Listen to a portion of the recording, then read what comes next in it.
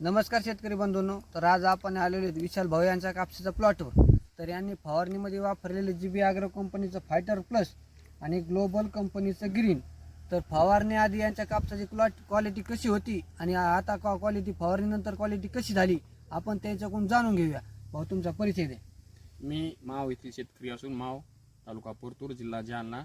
माझं नाव विष्णू सुंदर बोराडे. माझा मोबाईल नंबर 9067221207.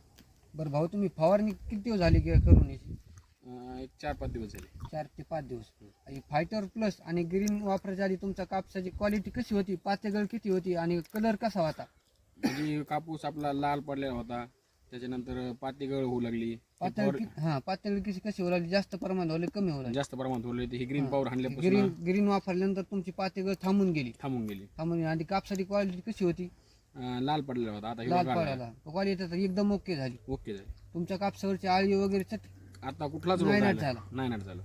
म्हणजे रिझल्ट एकदम ओके आला फायटर प्लस आणि ग्रीनचा. ओके. कापूस आधी तुमचा कसा होता इतक्या एरियात? म्हणजे लालच पडला होता. लाल पडला. आम्ही ते दोघाला म्हणलो होतो फवाराचं, ते काही हे नंतर आम्ही हाणले. याच्यापासून ओके कापूस ओके झाला. वाढ घेऊन म्हणजे एकदम ओके झालेला. वाढ आमच्या मनस्थितीपेक्षा भरपूर झालेली. म्हणजे रिझल्ट एकदम ओके आला. तुमचं मत काय औषधावर कसं का वापरावं, शेतकऱ्यांनी वापरावं नाही? आता हे आम्हाला अनुभवाला आम्ही अजून 4 शेतकऱ्याला सांगणार की बाबा हेच तुम्ही हाणा. म्हणजे एक नंबर रिझल्ट आला. एकदम रिझल्ट आला. ठीक आहे, धन्यवाद.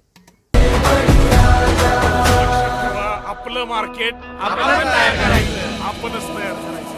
येतील जातील संकटेही सोडू नको तू साथरा, एकजुटीनं लढू.